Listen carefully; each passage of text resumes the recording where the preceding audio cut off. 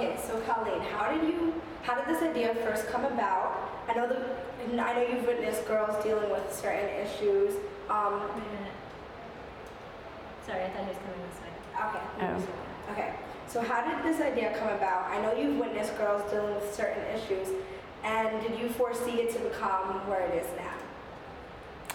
Okay, so how it came about, I also have a background and another master's degree in mental health counseling, and I worked as a crisis counselor in the emergency room for a short time.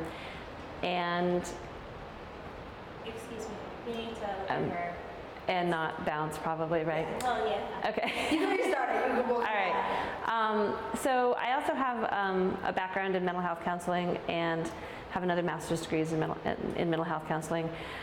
And while I was working in the ER as a crisis counselor, I would see so many young girls coming in cutting and with eating disorders and abusing drugs and alcohol at really a young age. And they would also get the crap beaten out of them by their boyfriends, and the minute the boyfriend came back to them and said they were sorry, they would go crawling back to the boyfriend to get beat up again. And I just couldn't understand that. And so that, and parallel to that, at the exact same time, I had twin second graders, 7 and 8 year old girls, and I watched them go from being these lively, I can do anything little girls to asking if their butt looked big, or Susie at school says I can't wear these shoes because Susie doesn't like them, and I'm like, what? If you like those shoes, you wear those shoes. So I just really wanted to do something to increase girls' self-esteem as a preventive measure before girls got to middle school, and now it's not even middle school. The social pressure is happening earlier and earlier, 3rd, 4th, 5th grade. So in my mind, I was just trying to figure out how can we make girls stronger, more resilient, higher self-esteem and confidence as a preventive program, so that when they get to middle school, they're not as they're not as dependent on what other people say and tell them to do. Okay. Part of this question was, did you foresee it to become where it is now, the conference? Not in my wildest dreams. I did this one-day program. Actually, it was the first year was in conjunction with the Girl Scouts of Northeastern New York.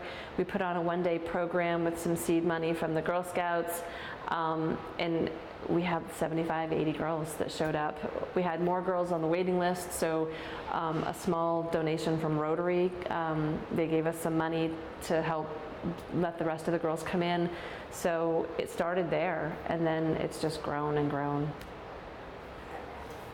So what is this weekend's conference going to look like? Can you kind of describe what we'll be seeing there? Yeah, so from an outsider's perspective, you might think it looks like a lot of, there'll be 275 girls in yellow and purple t-shirts, and you might not think it looks very organized, but in reality, it really is. So we have 12 different workshops, and there's 200 girls that are assigned to about 40 college mentors, and each mentor has 5 girls, and they rotate through all of the workshops together.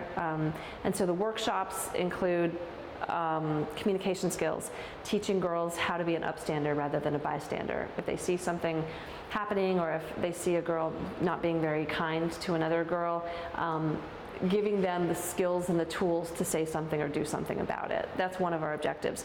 The second objective is teaching girls at a young age about media literacy and about how women are portrayed in the media, but teaching it at an age-appropriate level. So showing them that the photos that they see of all those perfect, beautiful models aren't real. They're photoshopped, and it took a team of 17 people to make the girl look like that. And the media sets girls up for this false level of expectation that nobody can achieve, and then we just all feel miserable. The other component to that is teaching girls that marketers and companies really are trying to make us feel like crap about ourselves, because if we feel like crap about ourselves, we will buy their products and their makeup and everything else to fit in or to be popular or to think that that's going to make us beautiful and then we'll find happiness. So true happiness really has to come from within, not the products that we buy. So that's the second objective, is marketing and media literacy. And then the third objective is character strengths and character education, and teaching girls about things like grit and perseverance and resilience and optimism and self-control, those kinds of character strengths that we just don't seem to be getting at home anymore. The fact that I have, you know, hundreds of students every semester who can't make it through a 50-minute class without checking their phone, that's a lack of self-control. And kids have been taught that these days, that they don't need to have self-control. You know, being up till 2 in the morning checking your Instagram or your Facebook page. Those are all things that teenagers face, but it's because they don't have the character instilled in them at a young age anymore. So we're exposing them to the character strengths, and if you expose them, you can talk about it and they can be developed and so hopefully lead to greater success in life. So those are our 3 objectives. And